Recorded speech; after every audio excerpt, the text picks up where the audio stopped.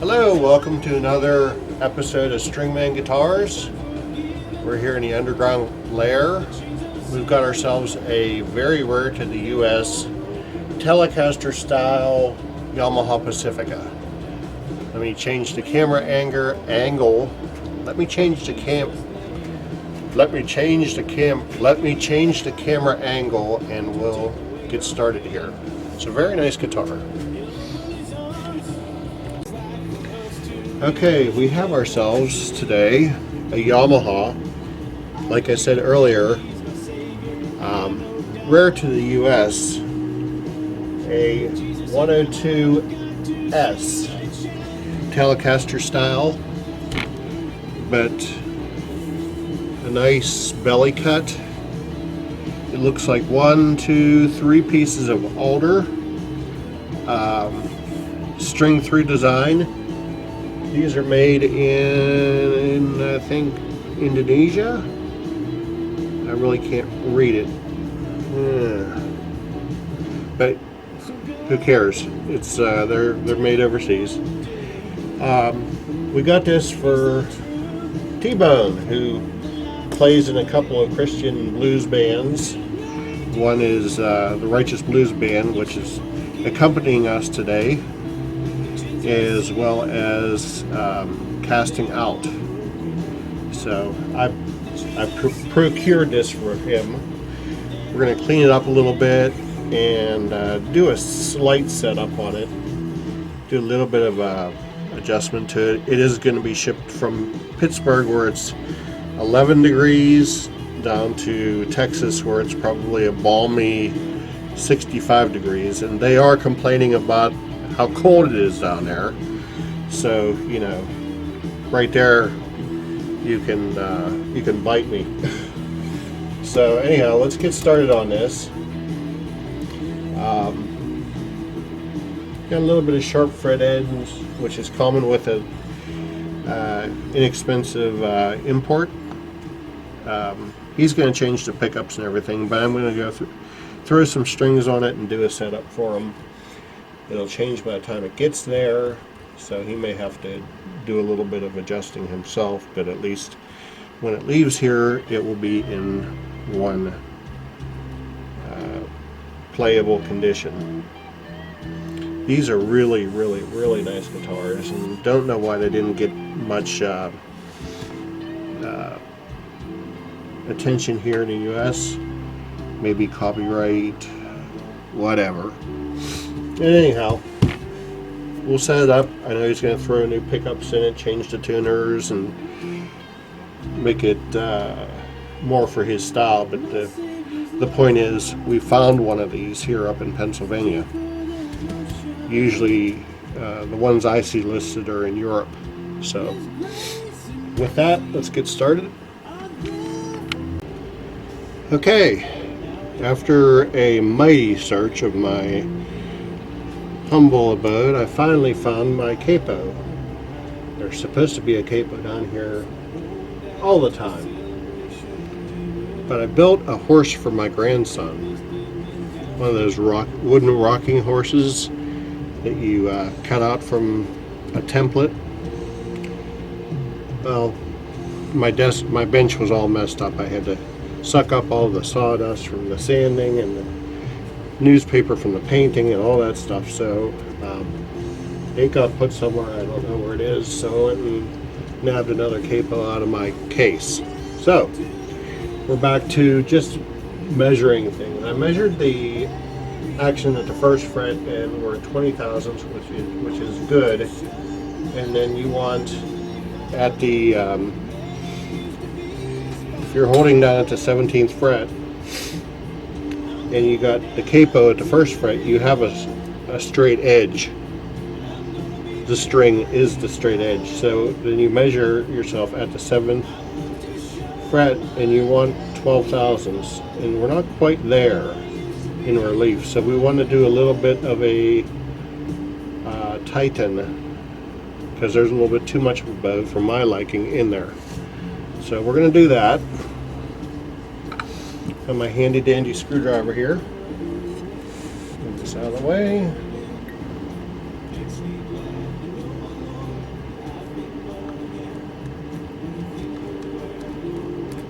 The only thing I don't like about their guitars is their truss rod covers are very difficult to get out. You got the screw there, and the truss rod cover actually sits in the hole. If I can get the screw out, yeah, fishing excursion here.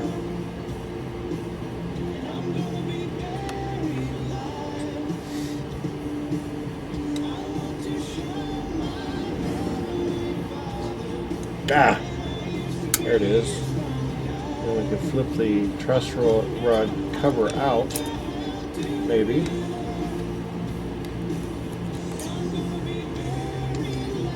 Or we could just turn the guitar over.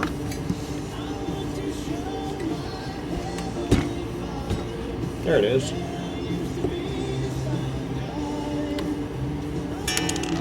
Oh, this is the truss rod cover for the guitar. And they are, trust me, hard to find if you lose one. Some people just leave them off.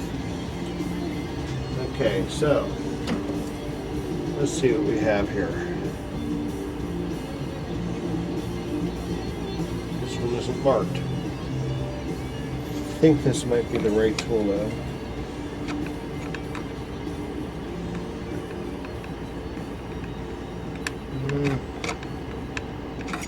I don't think so. Get the box of truss rod wrenches out. I think this one's too big. Nope, that's it. So we want to do a little bit of a right turn just to give it a little bit of bow. Truss rod works.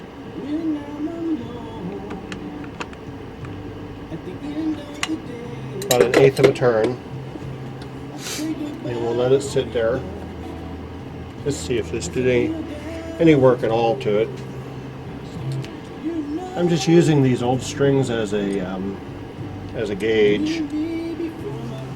You always do it check it in the playing position, because the weight of the body will skew things. So once again, basically where the body meets the neck, 17th fret or so, 7th fret, we want to check for 12 thousandths of relief.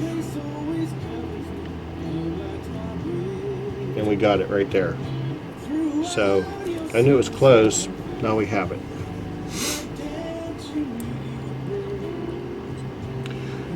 So, and I'm sure it'll change once it gets down to T-bone. So we're going to take these old crappy strings off. He sent me some web strings. He wants to put some nines on here. So let's go ahead and make some obnoxious noise.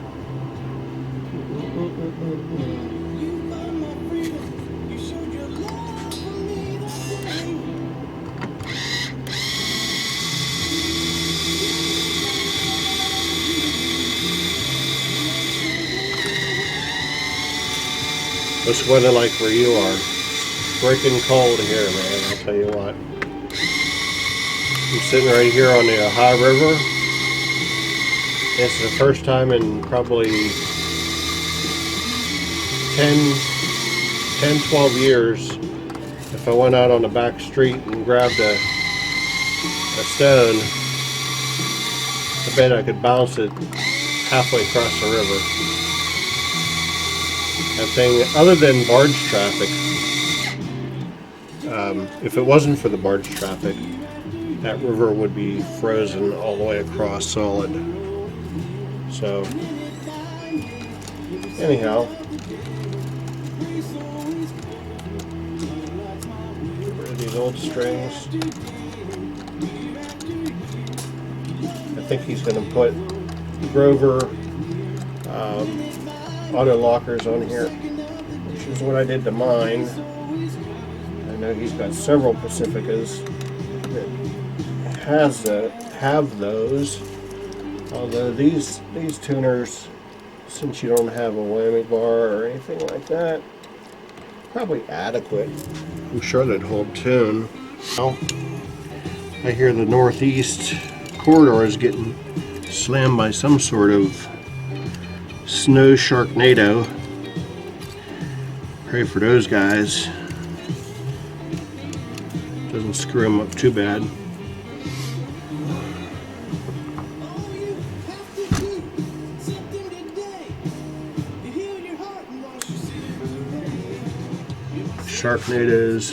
Sharknadoes in December. Just shouldn't be happening. Figure they'd like it down there where the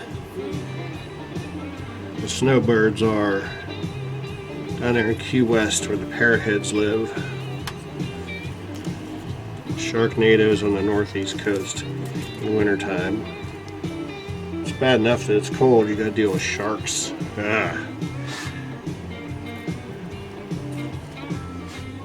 Okay, that's done.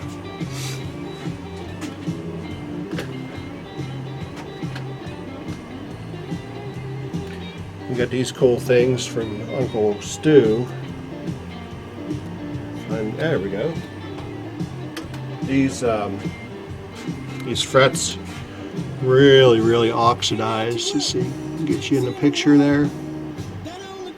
And they're really, it's like nobody really took care of this thing. The guy actually told me that he got it and never played it. I wonder where he got it. So we'll polish these up a little bit. Basically, I'm using some 4/0 steel wool and the fret protectors.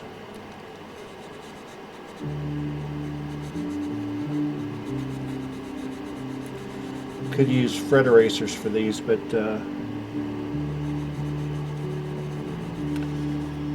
there's a lot of gunk on here, so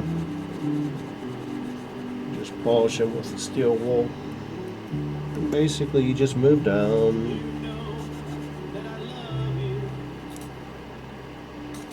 Don't need that big of a wad of steel wool. There's actually a rubber band that's supposed to work around this. There's a little notch for it. It goes around the neck. But I've used them a couple times, and by the time I get down to maybe the 10th or 12th fret, the rubber band's so wrapped up that it just snaps against the metal. So why deal with that? You can just do this.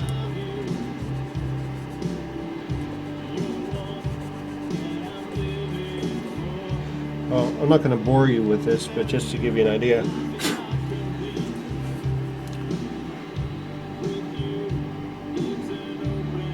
You see I did down to the 3rd fret. You get to the 4th fret and you can see it's oxidized. And actually in the light here I can see there's still oxidation on there, so I'll work a little bit harder on these. I'll check back with you in a minute. Okay, as you see, we got it pretty cleaned up. Address some of these sharp fret ends. Nothing real bad, but and in fact, once it gets to the DFW area,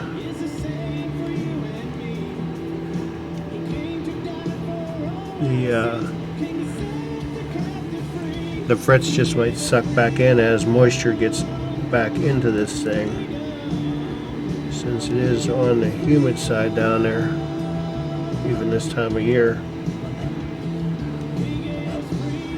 Where up here, all this crap dries up because you got the heat running.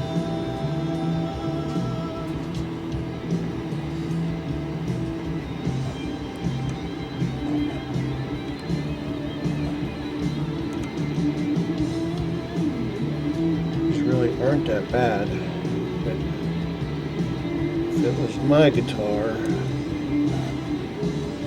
I want to have that not jagging into my hands.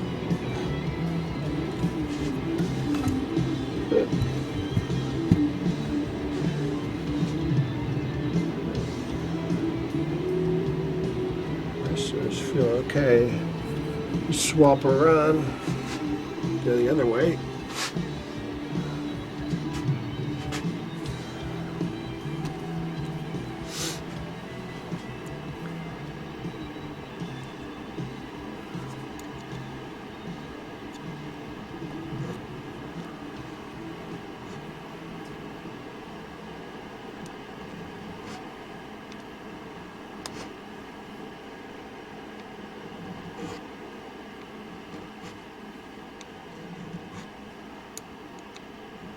It doesn't take much. This file here it's got a flat end on one side, squared on the top. You don't use the top side. That's your guide.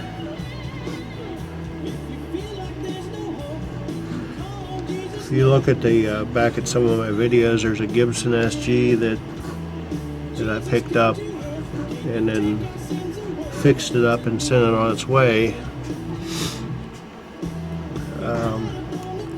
It was so dried out that you could actually grab the bottom of the fret with your fingernail. So we had to bring out the big boy, this thing here, which is a angled thing, and you'll put it on the fingerboard and you'll run it like so, and it just beats it down to the wood, and then you use a little file.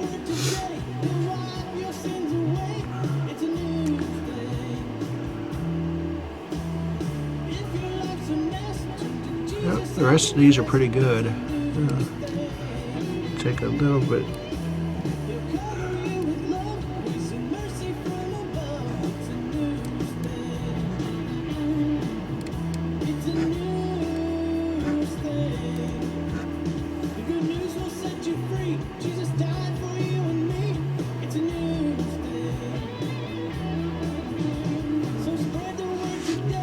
I think that's it. Found a couple more while I was up here. Yeah, right there.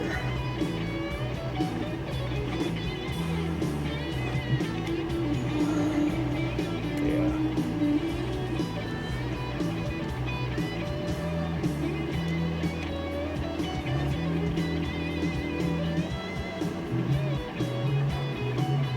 It's really not that bad. It's just that hump that gets in your way when you're playing. And if you got the time and you got the tools, make it right. Right? Okay. So next, put this back up on the magnet rack. Next, 10mm.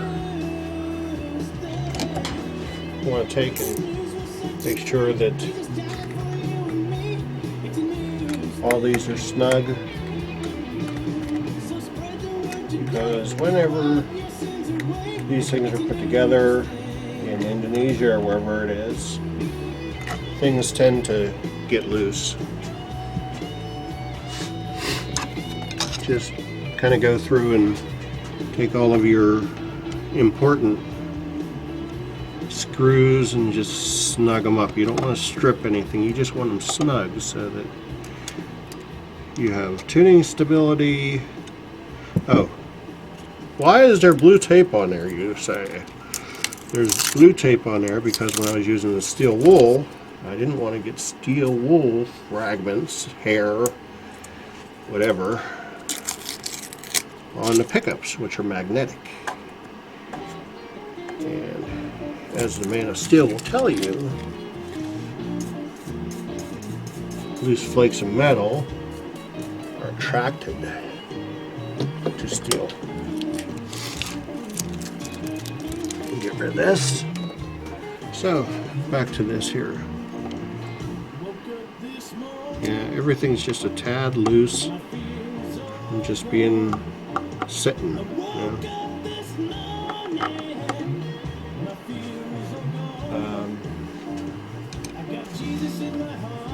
I'm not going to do these yet because I'm going to show you a trick in a bit. There's no little things on the back, so let's go in here. When I was testing it out, I noticed that we had noisy switch. The pots are fine, but this is an inexpensive guitar, and they put those crappy, just trust me, the crappiest electric switching they can buy. I don't even know if it could be bought. They're so cheap. Trade a piece of radish for them or something. Yeah. Yeah, it's got the tiny little pots, and this is even a cheaper switch than I've come across. Come on, get it in the video there. Up in there we are. Look at the switch here. There's no shielding in there, which is fine. I'll let him deal with that. But I think I'm gonna have to spray this from the top and get a little bit of spray in there. Here's my stuff. Still from Radio Shack. So here we go.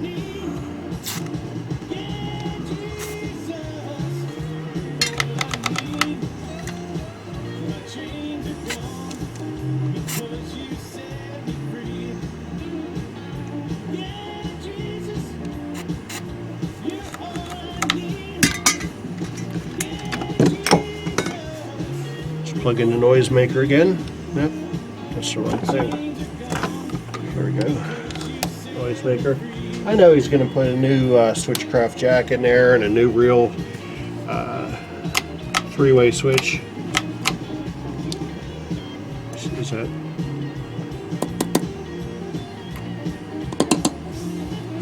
Okay, so it works. Noise is gone. Yay! Okay. For our next trick, we're going to oil up the fretboard because it's dry. So hold on.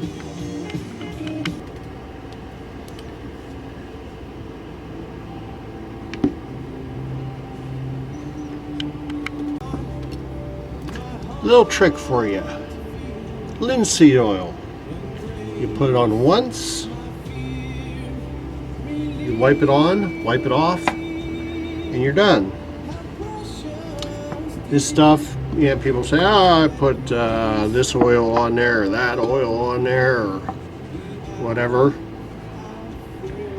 Well, truth is, that stuff, most of it, lemon oil, whatever, lemon oil, a lot of the crap that they sell at guitar stores actually, just really dry out the wood. They look nice when you put them on, but whenever you go to take it, go maybe a month later and look at it, your stuff's all dried out again. You just wipe this on, you wipe it off, and you don't have to do it again for quite a while.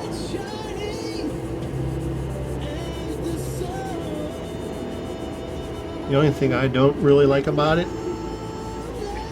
is you have that smell for a while. You open your case and you're like, whoa! Okay, so we put it on, flip the rag over, and we wipe it off.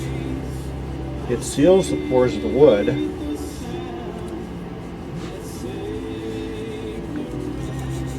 Gives it a nice luster, and it's protected, much like on a maple neck where it's sprayed with a polyester finish. So there you go. It's a pretty looking neck. Didn't take much to tape. Took more time to tape off the neck to keep it from getting on the maple part of the neck,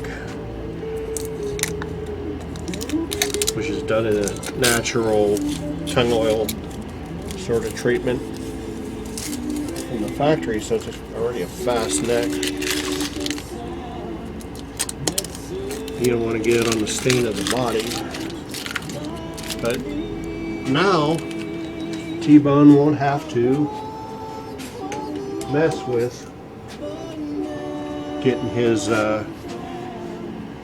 putting that awful lemon oil on there. So other than that, we're going to clean it up with a little bit of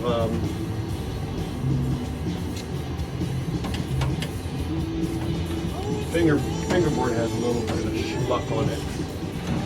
Schmuck? Maybe I'm gonna schmuck.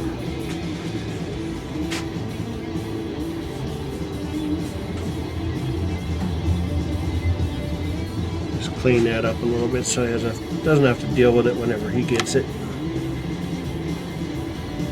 But hey, he left schmuck on my guitar. Looks like actually looks like the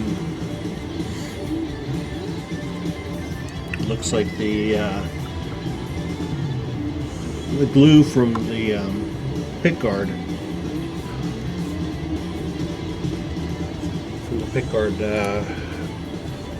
cover thing, but it's gone.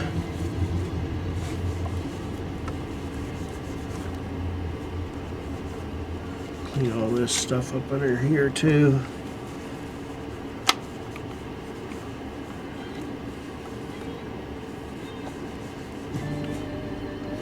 All right, so I'm going to put the cover back on this linseed oil so I don't go blowing up my basement.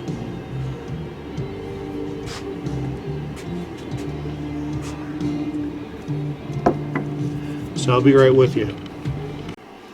Okay, here's another trick that I want to teach you boys and girls. A lot of people say, my guitar doesn't have much sustain. I need more sustain. I need to get me a sustainer pedal. Whatever. There's a little known trick that I learned from a friend of mine who also has a Facebook channel. Or a Facebook channel. A YouTube channel. And it goes something like this. When guitars are put together at the factory, the neck is put on, electronics are put in, then it's strung, left alone. Now if you were to take your guitar with its smudged black back plate, and you take your number 2 screwdriver, where's my number 2, there it is. You take your number 2 screwdriver, while you got string tension on it, you're going to release a half a turn on each screw.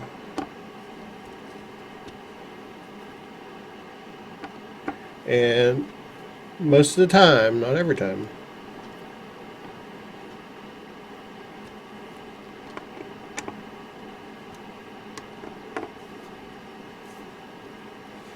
well, it didn't happen on that one.